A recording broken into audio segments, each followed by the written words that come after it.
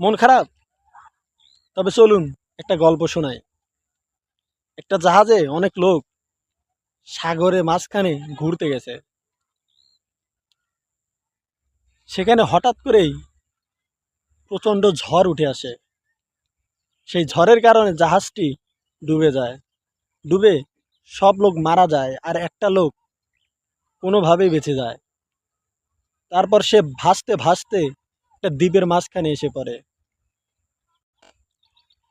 সেই লোকটা দিনের পর দিন সৃষ্টিকর্তার কাছে প্রার্থনা করে যে তাকে যেন একটা জাহাজ এখানে নেওয়ার জন্য চলে আসে।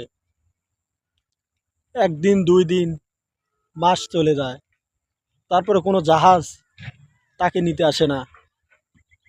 এভাবে অনেক দিন যাওয়ার পরে সে বাঁচার জন্যে কাঠ, খড় এসব কিছু কুড়িয়ে ছোট্ট একটা ঘর তৈরি করে। সেখানে সে থাকতে লাগলো অনেক দিন। হঠাৎ একদিন সাগরে সে মাছ ধরতে গেল। মাছ ধরে নিয়ে আসার সময় মাছটা ধরে নিয়ে আসার পরে সে দেখতে পেল তার সেই ছোট্ট ঘরটা কোনো এক অজানা কারণে আগুন লেগে পুড়ে ছাই হয়ে গেছে। তখন সে সৃষ্টিকর্তার কাছে বলতে থাকে, হায়, কি হলো?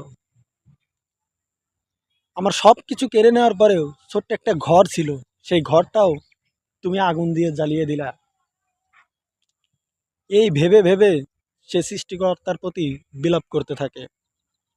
তারপর সে ভাবতে লাগলো, আর এভাবে বাঁচা যায় না। যার কারণে সে সাগরের মধ্যে ঝাঁপ দিয়ে মরার জন্য সে দৌড়ে চলে গেল। কিন্তু সাগরে কিনারে যখনই যে গেল, সাগরে যখনই সে গেল, তখনই সে দেখতে পেল একটি জাহাজ তার সামনে এসে হাজির।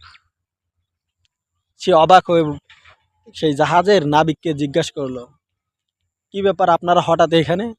এখানে তো আজ কয়েক মাস ধরে একটা জাহাজ আসেনি, আপনি কেন আসলেন?